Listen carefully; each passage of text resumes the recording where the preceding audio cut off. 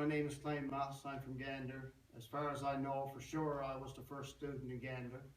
I started out at age 27. I was a program coordinator for the Gander Youth Centre and couldn't spell or read and write.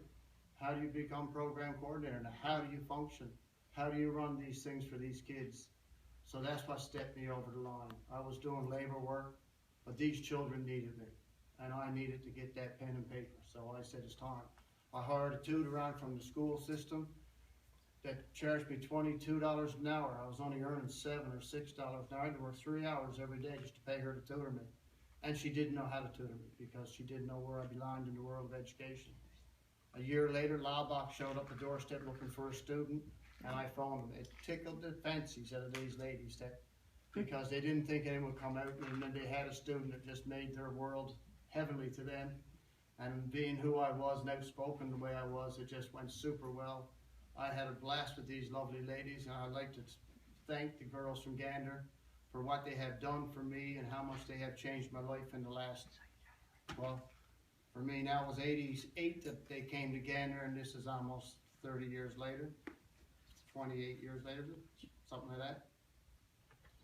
So on that, I'd like to thank all the tutors and all your effort you've done, to the executive board over the years, what you have done. I know that over the years, I have many people come up and thank me personally for doing motivational speaking, and they wouldn't have done it, they wouldn't have come out, they wouldn't have got educated, they were ashamed of it and didn't know what to think of it. So I didn't realize there was no one in the province not speaking out when I spoke out. I just thought it was common knowledge until one day I realized, holy cow, it's only me.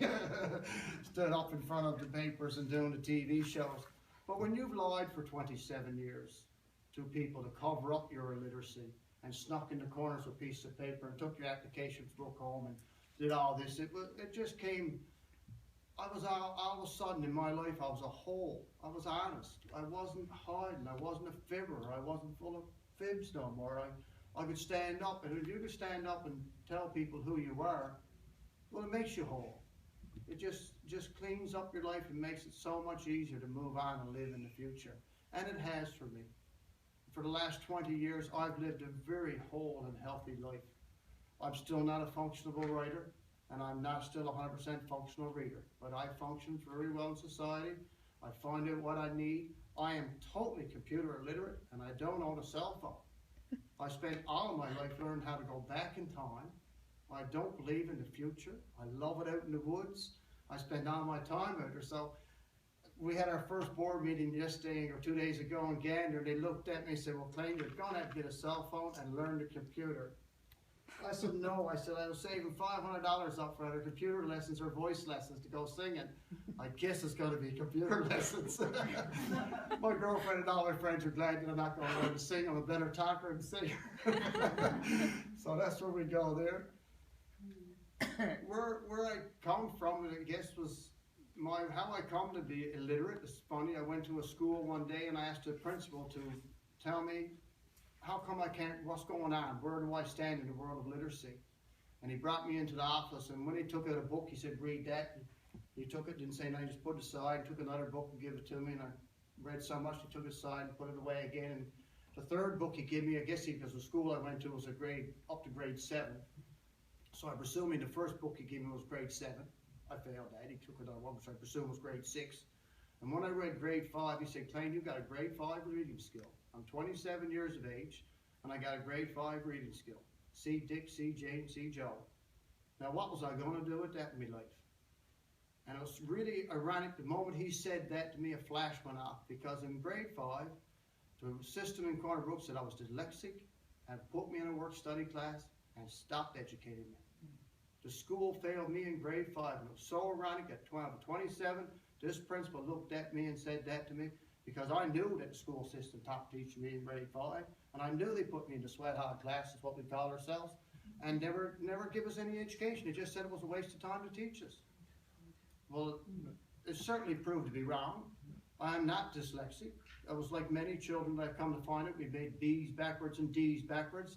I was a hyper child. I'm left-handed, which is a great gift. If any of you are left-handed, it's a beautiful gift. It's an awesome gift. I pity ye right-handed people, I really do. Because us as left-handed people, we drive people crazy. We want to know why, and we're so enthused to understand stuff. Understanding how to learn was a big thing that I had to figure out. How my poor old brain just jostled that information around, and then how to get it back in. The school system have only understood how to teach you to learn. They stuck me in a regular class with regular people. Now, how do you learn when you learn different? We all learn different. Every one of us. No one here in this room learns the same way as anyone else. We all have different way of taking the knowledge. I've had a special gift, and the gift it is funny. I couldn't read and write. And that was a gift to claim, because I'm a Rhodes Scholar. And in my world, a Rhodes Scholar is, everything I learned came from your mouth, and you looking at me personally educated me. Your mouth looking at me personally educated me. This book is so cold, but the warmth from these people who taught me from everything that I know. When I show you my diplomas later, over half of my diplomas before I learned to read and write. I had my interprovincial carpenter papers. I went to agricultural college in Truro, Nova Scotia. I've done booking and accounting courses, and I don't know how to read and write. I got a grade 5 level, but I've mastered all of that through a lot of having to stand up for yourself to succeed. Carpenter school had some real nightmares, and they wanted to kick me out of that. They didn't want me to go to the AGM. There's waste of money, waste of time.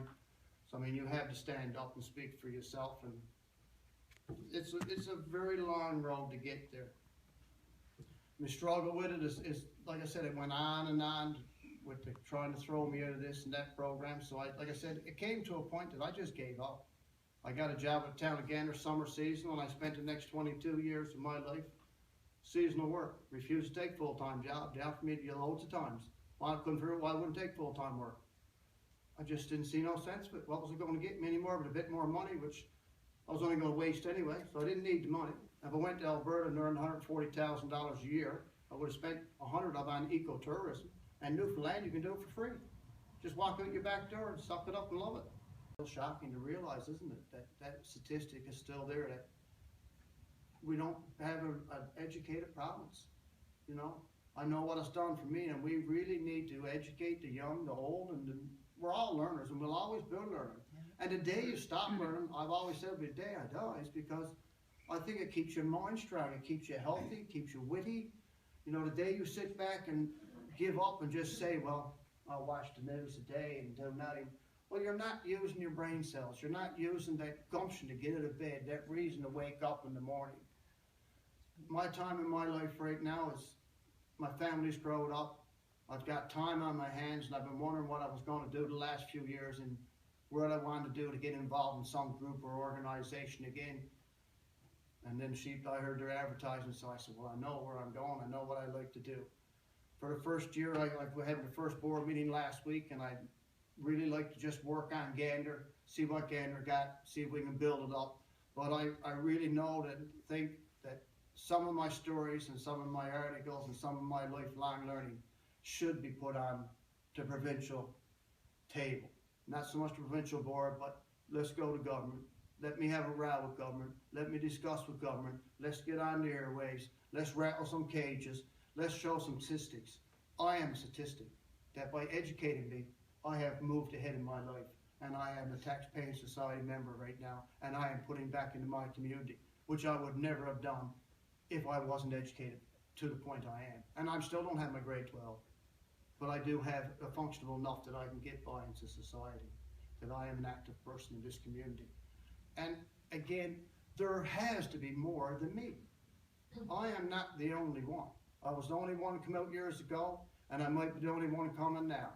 But I really feel in my heart, if some of these fellow learners that I encouraged 30 years ago that come out and got educated, if they realizes that I'm back and other people are interested and the story comes alive, we might get more of these learners come out and come back on stream. We're educated now, aren't we?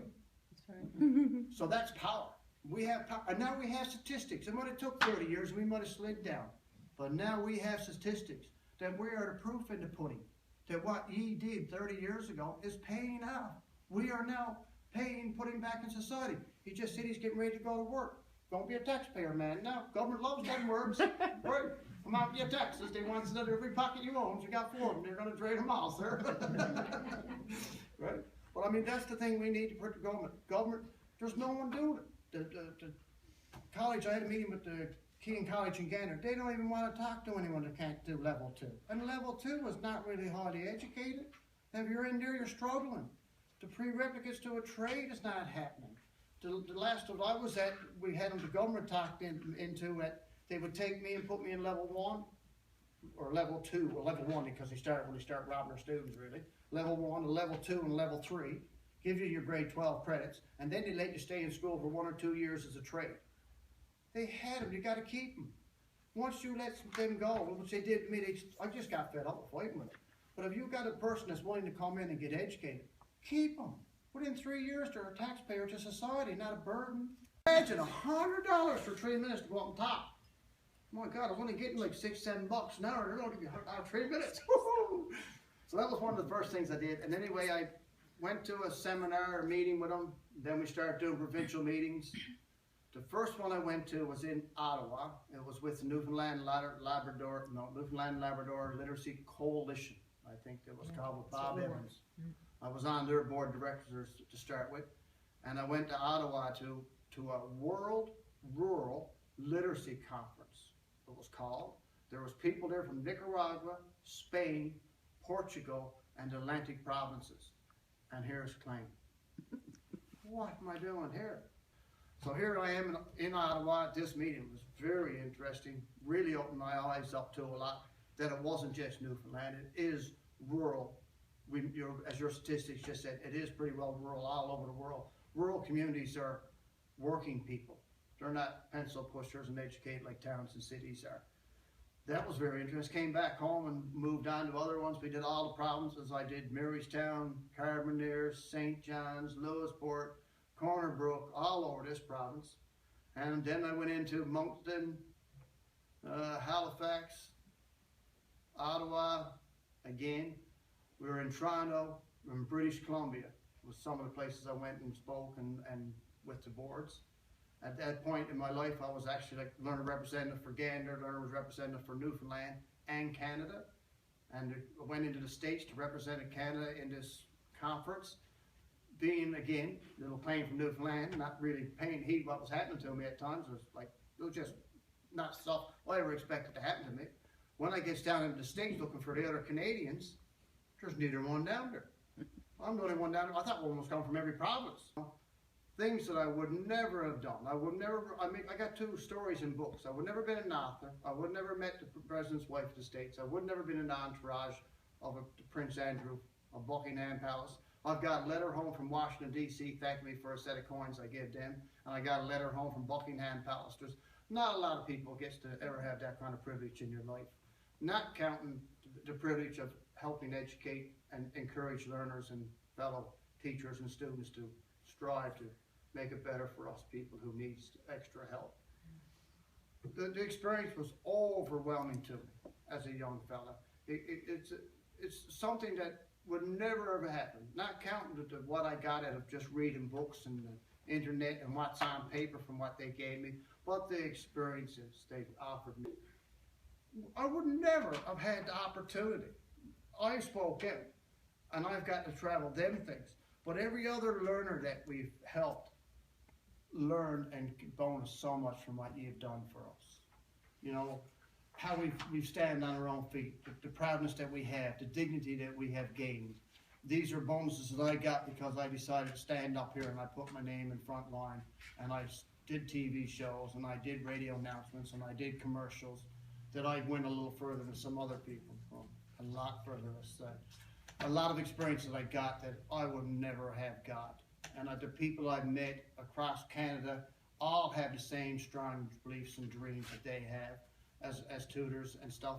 And it's really funny that the passion they have showed me for not being their child is overwhelmingly nothing but sincere downheartedness and pure human nature to help someone succeed.